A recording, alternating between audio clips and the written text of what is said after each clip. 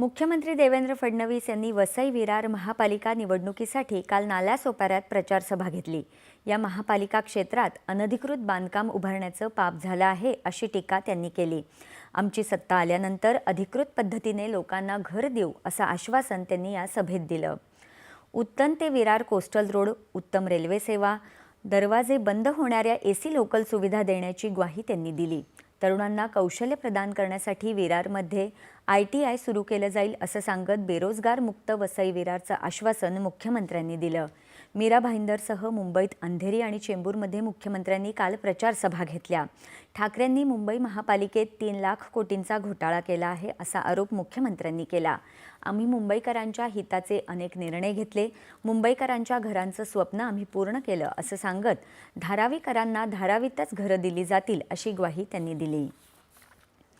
सांगली, मिरज आणि कुपवाड महानगरपालिका निवडणुकीतील उमेदवार